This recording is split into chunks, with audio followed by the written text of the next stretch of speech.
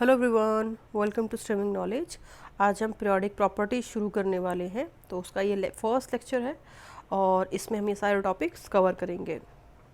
तो शुरू करते हैं आज का ये वीडियो। देखिए, अगर अभी तक आपने टेलीग्राम चैनल को सब्सक्राइब नहीं किया है तो प्लीज़ कर लीजिए, वहाँ पर आपको नोट्स मिलेंगे और जो टेलीग्राम चैनल का लिंक है वो डिस्क्रिप्शन बॉक्स में है, तो आप वहाँ से कॉपी करके टेलीग्राम चैनल को सब्सक्राइब कर सकते हैं और साथ ही साथ प्लीज़ मेरे इस चैनल को भी सब्सक्राइब कीजिए। तो शुरू करते हैं आज का ये वीडियो। देखिए, सबसे पहली चीज़ बात करने वाले हैं पीरियोडिक टेबल की, ठीक है, और उसमें भी हम बात करेंगे मॉडर्न पीरियोडिक टेबल की, ठीक है। तो जो उसकी हिस्ट्री है हम बाद में पढ़ने वाले हैं, पहले देख लेते हैं कि मॉडर्न पीरियोडिक टेबल है क्या, ठीक है।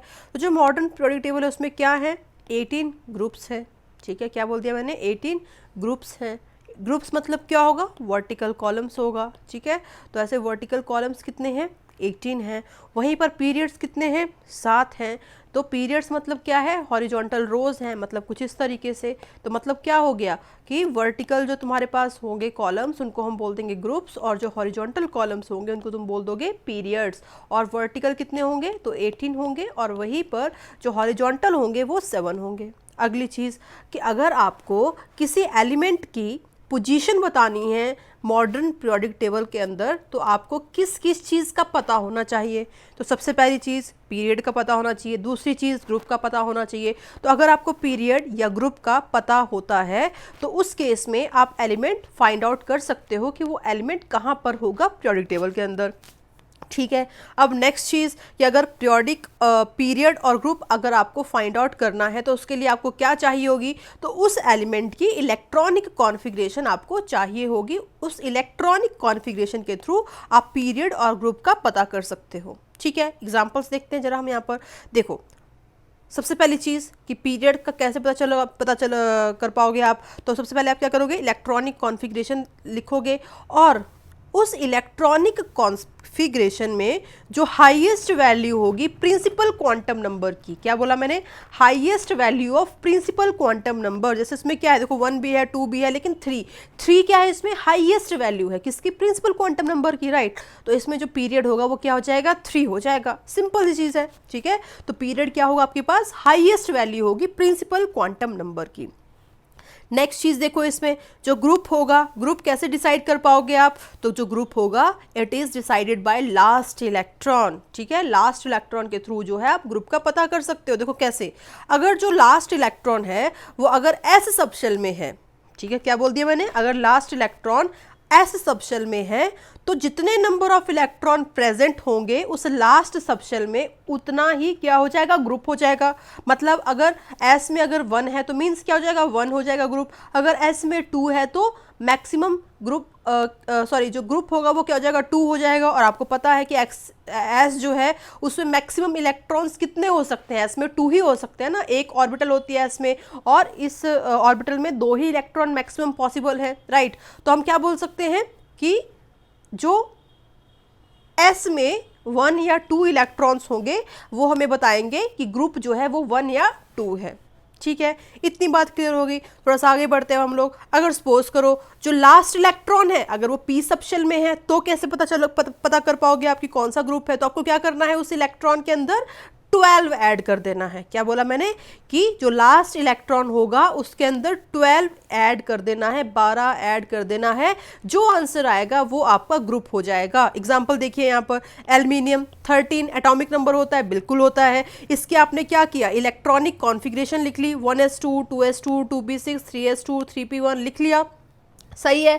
अब देखो जो लास्ट इलेक्ट्रॉन है वो किस में है, तो पी सबशेल में है। कितना है वो, 1 है। तो 1 में आप क्या कर दोगे, 12 ऐड कर दोगे, 2 दर्जन, सॉरी 1 दर्जन, तो इस तरीके से भी याद कर सकते हो। अच्छा, 1 दर्जन मीन्स 12, तो हमने क्या बोल दिया, 12 आप ऐड कर दोगे तो 12 + 1 क्या हो गया, 13 हो गया। मीन्स ग्रुप कौन सा हो जाएगा, 13th ग्रुप हो जाएगा। और पीरियड, तो पीरियड तो आसान था, 3 हो जाएगा, हाईएस्ट क्वांटम नंबर, तो 3rd पीरियड हो गया और ग्रुप क्या हो गया, 13th हो गया। वैसे देखिए, अगर जो लास्ट इलेक्ट्रॉन है वो किसी डी सबशेल के अंदर है तो कैसे आप ग्रुप का पता कर सकते हो, तो कुछ नहीं है, उसमें क्या करना है आपको कि जो number of electrons last D subshell में होंगे उसे आपको 1 + 1 + 1 + 1 + 1 + 1 + 1 + 1 + 1 + 1 + 1 + 1 + 1 + 1 + 1 + 1 + 1 + 1 + 1 2 से ऐड कर देना है, उसमें आपको 2 और ऐड कर देने हैं, ठीक है। तो देखिए क्या हुआ कि जब S में इलेक्ट्रॉन होगा तो आपको एज इट इज़ लिख देना है, वही आपका ग्रुप आ जाएगा। P में होगा तो आपको 12 ऐड करना है, तो ऐड करने के बाद जो नंबर आएगा वो आपका ग्रुप हो जाएगा। और D में आपको 2 ऐड करने हैं, ठीक है। तो 2 ऐड करने के बाद जो आपके पास नंबर आएगा वो आपका ग्रुप हो जाएगा। अब देखिए यहाँ पर सपोज करो यहाँ पर आयरन है, आयरन कितना है 26 है, इलेक्ट्रॉनिक कॉन्फ़िगरेशन हमने लिखी, बिल्कुल लिखी। जब आपने इसको चेक किया तो 3D में कितने आ रहे हैं, 6 इलेक्ट्रॉन्स आ रहे हैं, ठीक है। तो अब देखो 6 + 2 क्या हो जाएगा आपके पास, ग्रुप हो जाएगा, मीन्स 8 आ गया। और वहीं पर जो पीरियड होगा वो क्या हो जाएगा, तो हाईएस्ट क्वांटम नंबर, तो कौन सा हाईएस्ट है बताइए, 1 2 3 4, मतलब 4th जो है वो हाईएस्ट है, मीन्स इसका पीरियड क्या हो जाएगा, 4 हो जाएगा। आई होप समझ में आ गई होगी बात। अब देखो अगर सपोज करो जो लास्ट इलेक्ट्रॉन है वो F सबशेल में है, ठीक है। अगर कोई लास्ट इलेक्ट्रॉन F सबशेल में है तो उसका ग्रुप क्या होगा, हमेशा ही 3 होगा। क्या बोल दिया मैंने कि अगर लास्ट इलेक्ट्रॉन F सबशेल में है तो ग्रुप हमेशा क्या होगा, 3 होगा, ठीक है। जैसे एग्जांपल देखिए यहाँ पर Z = 58 है, तो आपने क्या किया, इलेक्ट्रॉनिक कॉन्फ़िगरेशन लिखी, तो आपने इसमें क्या पाया कि जो लास्ट इलेक्ट्रॉन है वो किस में है, F के अंदर है, मीन्स क्या हो जाएगा, इसका ग्रुप 3 हो जाएगा। वहीं पर जो इसका पीरियड होगा वो क्या आ जाएगा, हाईएस्ट क्वांटम नंबर मीन्स 6 हो जाएगा। बहुत सिंपल सी चीज़ है, ठीक है। तो एक बार समराइज कर लेते हैं फटाफट कि भाई हमने क्या किया। तो S में जितने number of electrons as it is उतना उसका ग्रुप आ जाएगा। उसके बाद P में 12 ऐड कर दे रहे हैं, नंबर ऑफ इलेक्ट्रॉन्स में ऐड करने के बाद जो नंबर आएगा वो ग्रुप आ जाएगा। D में आपको 2 ऐड करना है, ठीक है। और F में आपका हमेशा ही 3 होगा, ठीक है। तो इस तरीके से आपको चीज़ें याद रखनी है। थोड़ा सा एग्जांपल देख लेते हैं हम लोग। देखिए पहला एग्जांपल क्या है आपके पास, Z = 34, मतलब आपके पास एटॉमिक नंबर 34 दे रखा है। तो आपने क्या किया, सबसे पहले इलेक्ट्रॉनिक कॉन्फ़िगरेशन लिख ली कुछ इस तरीके से, बिल्कुल लिख ली। अब देखिए इसमें पीरियड क्या हो जाएगा, तो हाईएस्ट क्वांटम नंबर, ठीक है। पीरियड क्या होगा इसमें, हाईएस्ट क्वांटम नंबर। और हाईएस्ट क्वांटम नंबर यहाँ पर क्या है, 4 है, ठीक है, 4 है ना।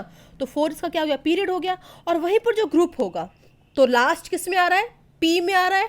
तो जब P में आता था तो हम लोग क्या करते थे, +12 करते थे। तो कर लो 12, तो कितना जाएगा ग्रुप, 16 आ जाएगा। तो 16th ग्रुप का ये एलिमेंट होगा, ठीक है।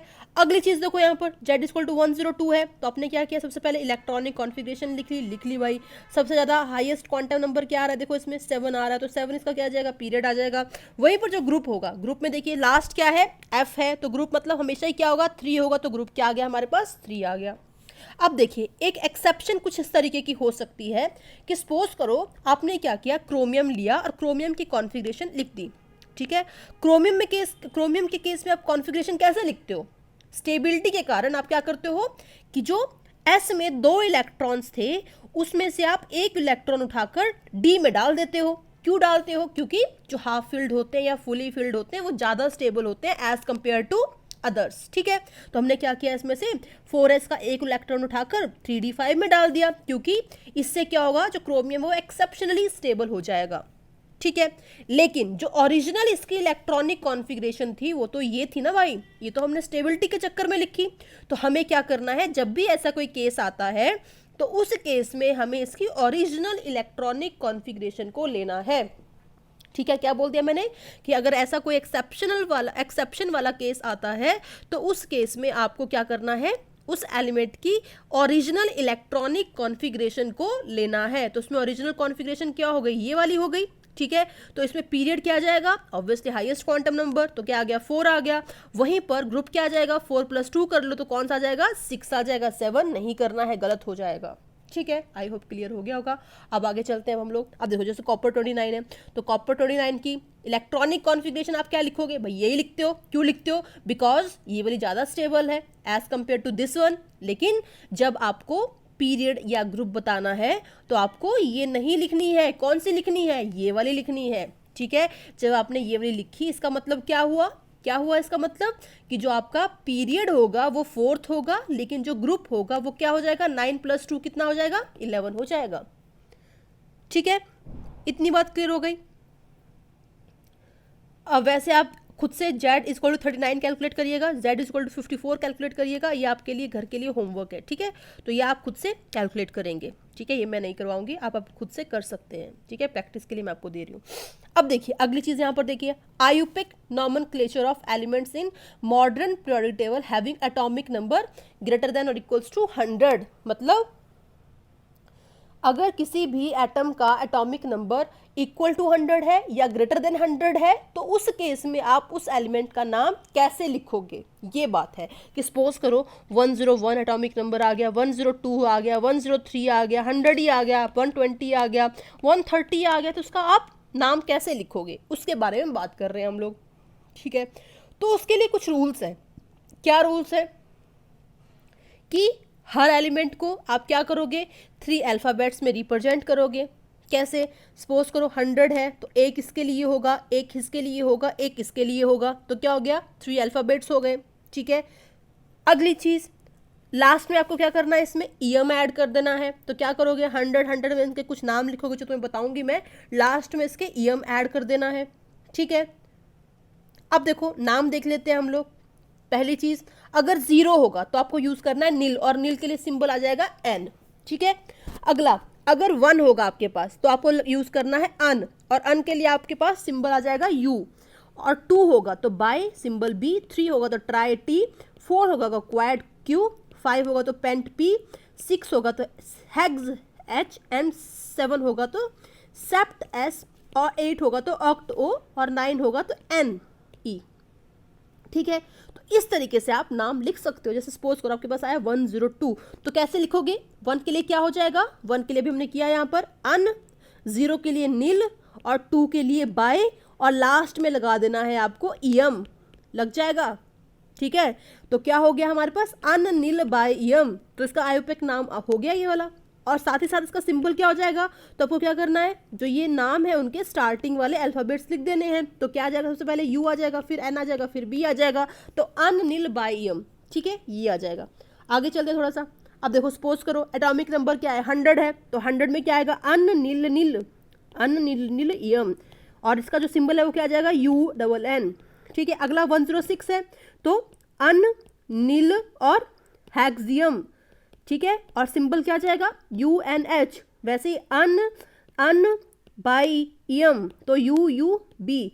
125 को क्या जाएगा, अन बाई पेंटियम, तो यू बी पी। तो इस तरीके से आप कर सकते हो, ठीक है। इतनी बात क्लियर हो गई।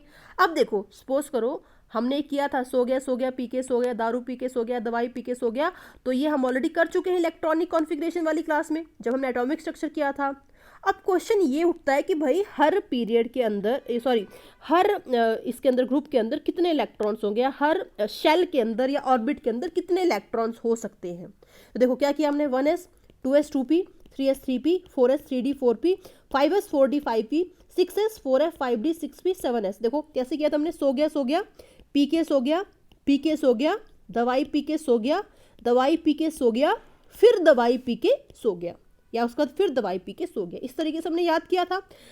अब होता क्या है कि आपको पता है कि जो क्वांटम नंबर होता है वो किस चीज़ को रिप्रेजेंट करेगा, तो वो आपको आपकी शेल या ऑर्बिट को रिप्रेजेंट करता है, ठीक है।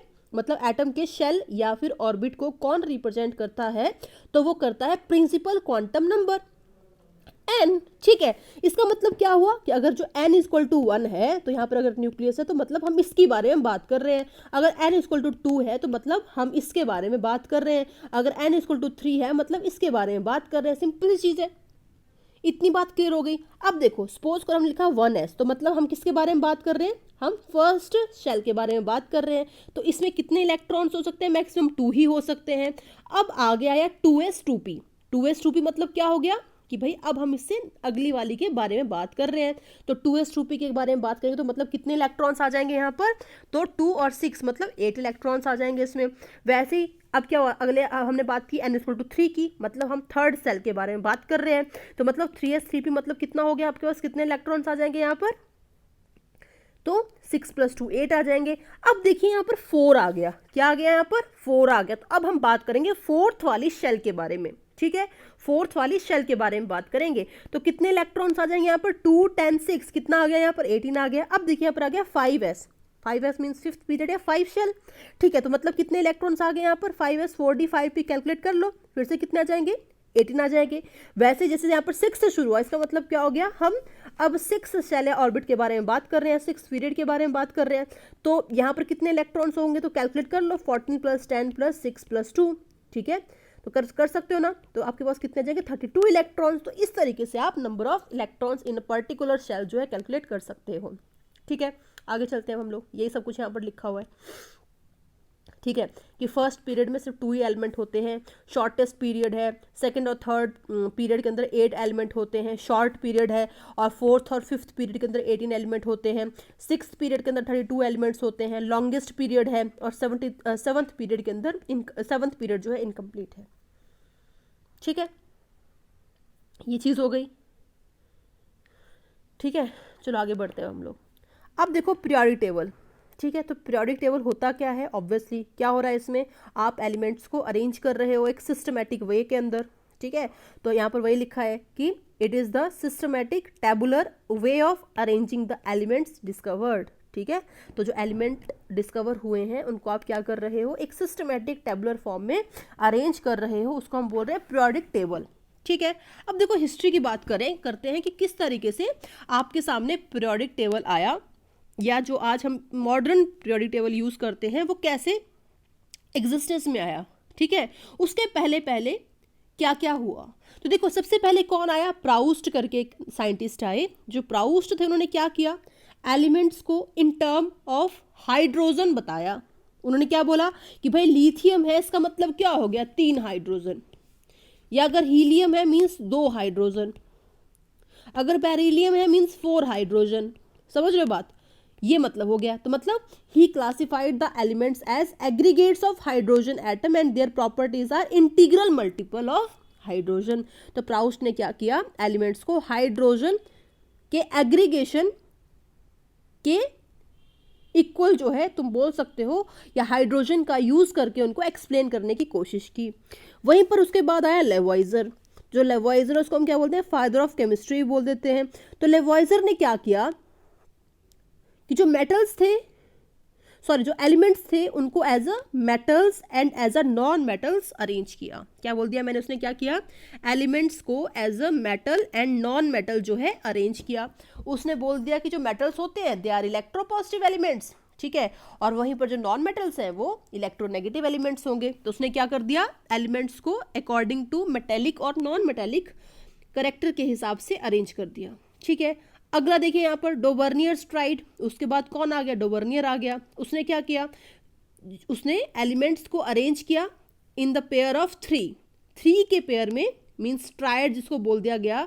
तो 3 के पेयर में उसने क्या किया, एलिमेंट्स को अरेंज किया, और उसके हिसाब से उसने किस तरीके से अरेंज किया कि जो एटॉमिक मास था मिडिल वाले एलिमेंट का, इट वाज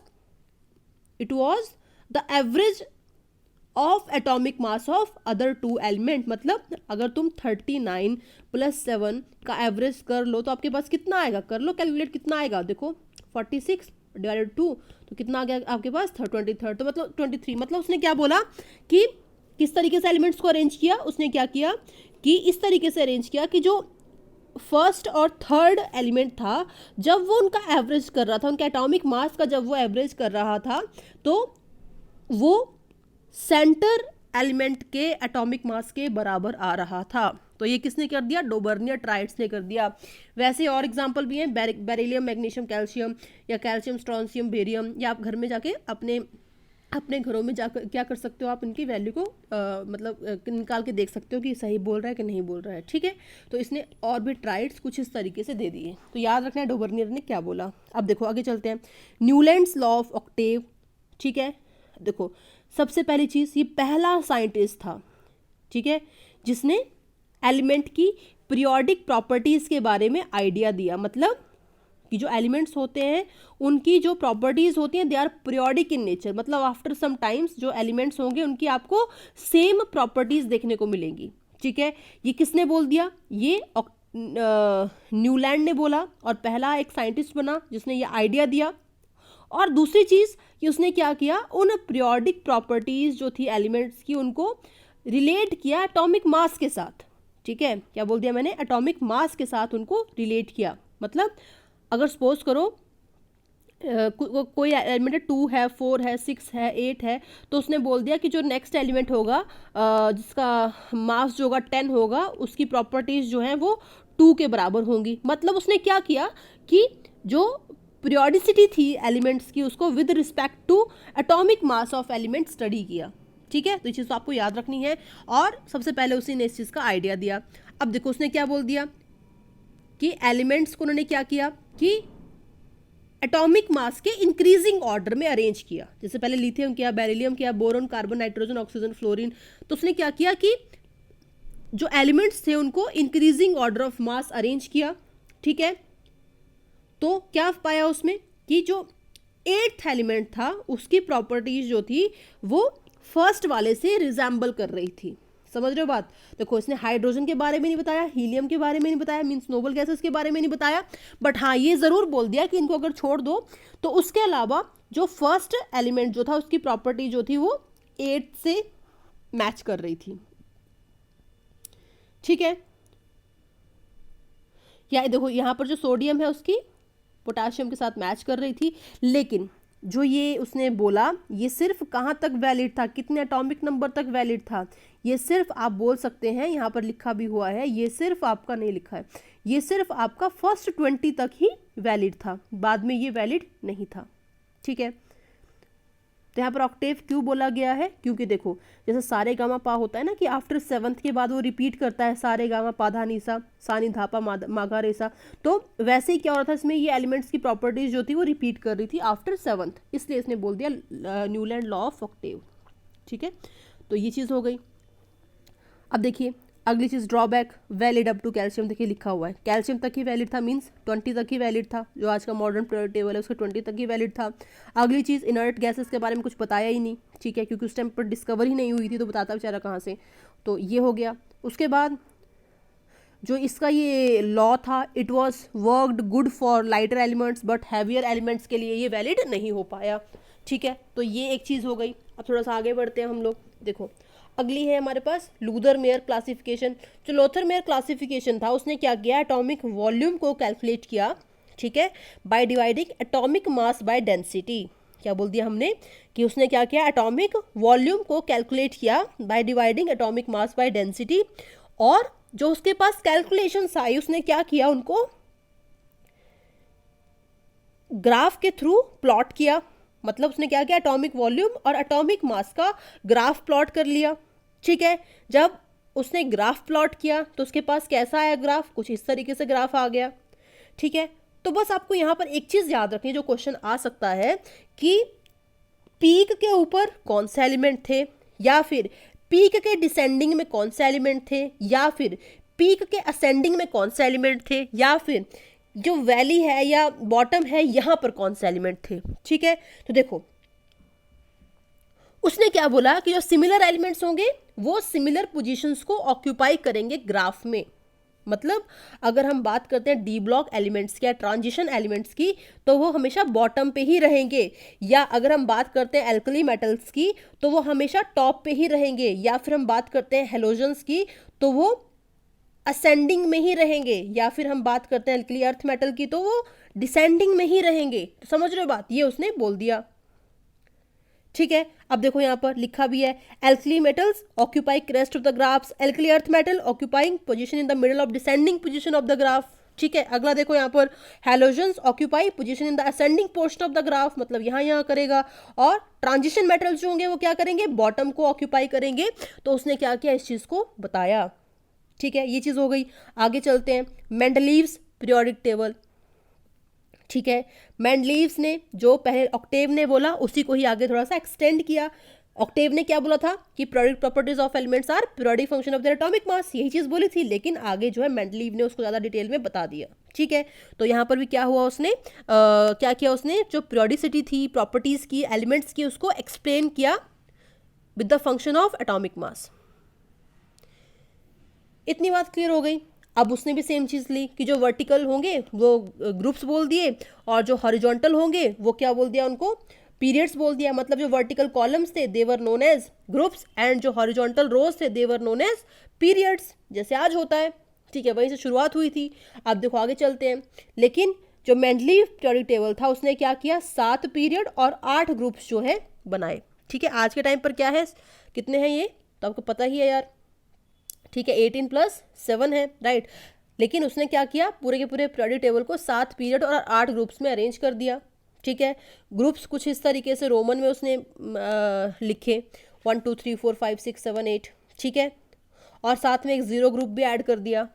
ठीक है, और जिसमें जो 4th ग्रुप था उसमें क्लासिफिकेशन थी AB करके, और 8th में अलग से 3 कॉलम्स थे, मतलब उसको फर्दर उसने 3 तरह से क्लासिफाई कर रखा था। तो इस तरीके से मेंडलीव ने क्या किया, पीरियोडिक टेबल को आप बोल सकते हैं बनाया। लेकिन मेंडलीव के अगर फ़ायदे की बात करते हैं कि उसने जो पीरियोडिक टेबल बनाया उसके क्या क्या मेरिट्स थे, तो सबसे पहली चीज़ कि उसने क्या कर दिया कि कुछ कुछ जगहों पर वेकेंट स्पेस छोड़ दी, जिसकी डिस्कवरी उस टाइम पर नहीं हुई थी। उसके लिए उसने क्या किया, वेकेंट स्पेस छोड़ दी। ठीक है, और जो वेकेंट स्पेस छोड़ी उसमें उसने क्या किया, जैसे सपोज करो एल्युमिनियम उसने डिस्कवर कर दिया या उस टाइम डिस्कवर हो चुका था, तो उसने बोला कि भाई जो एल्युमिनियम है उसके नीचे जो है एल्युमिनियम की प्रॉपर्टी वाला ही एलिमेंट होगा, तो उसको बोल दिया गया एक्का एल्युमिनियम, जो बाद में गैलियम हुआ। समझ रहे हो बात। या सिलिकॉन के जो नीचे एलिमेंट होगा उसकी प्रॉपर्टी सिलिकॉन की तरह ही होगी, तो उसको बोल दिया गया एका सिलिकॉन। मतलब एका सिलिकॉन किसके लिए यूज किया गया, जर्मेनियम के लिए यूज किया गया। एका एल्यूमिनियम किसके लिए यूज किया गया, गैलियम के लिए यूज किया गया। एका बोरोन किसके लिए यूज किया, तो स्कैंडियम के लिए यूज किया गया। या एका मैग्नीज किसके लिए यूज किया, तो टेक्नीशियम के लिए यूज किया गया। तो इस तरीके से उसने क्या किया, गैप छोड़ दिए। साथ ही साथ उसने और क्या किया, उसने कुछ एक एलिमेंट्स के एटॉमिक मास को भी करेक्ट कर दिया, ठीक कर दिया। लेकिन वहीं पर हम बात करते हैं कि डीमेरिट्स क्या क्या थे। ठीक है, मेंडलीव पीरियोडिक टेबल के डीमेरिट्स क्या क्या थे। तो पहली चीज़ कि उसने हाइड्रोजन की पोजीशन को फिक्स नहीं किया या फिक्स ही नहीं कर पाया। अगली चीज़, अब देखो हमने यहाँ पर क्या पढ़ा कि उसने क्या बोला कि periodic properties of elements are periodic function of their atomic mass. ठीक है, एटॉमिक मास को लिया, ठीक है, to explain periodic properties of elements. लेकिन अब देखो जैसे हाइड्रोजन है, तो हाइड्रोजन के कितने आइसोटोप है, 3 है। तो आइसोटोप होता क्या है, same atomic number different mass number, 1h1 1s2 1s3। तो इसका मतलब क्या हुआ कि जो हाइड्रोजन है या कोई और आइसोटोप है, उन तीनों की पोजीशन को फिर तो पीरियोडिक टेबल के ऊपर अंदर रखना चाहिए था, बिकॉज उसने क्या किया, एटॉमिक मास को लिया। बट उसने क्या किया कि आइसोटोप की सेपरेट पोजीशंस को दिया ही नहीं। अगली चीज, वो पीरियोडिसिटी को अच्छे से एक्सप्लेन नहीं कर पाया। ठीक है, साथ ही साथ उसने कुछ एक एलिमेंट को इनकरेक्टली भी अरेंज किया, एग्जाम्पल यहाँ पर दे रखा है। ठीक है, तो ये सारे रीजंस थे कि आगे हमें जो है मॉडर्न पीरियोडिक टेबल पढ़ने की ज़रूरत पड़ी। ठीक है, तो आज बस हम इतना ही करेंगे। जो नेक्स्ट लेक्चर रहेगा उसमें हम मॉडर्न पीरियोडिक टेबल करेंगे। अगर आपको अच्छा लगा है तो प्लीज़ कमेंट सेक्शन में आप बता सकते हैं, और साथ ही साथ मेरे इस चैनल को सब्सक्राइब कर लीजिए। और अगर आपको कोई भी डाउट आता है तो आप कमेंट सेक्शन में पूछ सकते हो। Thank you.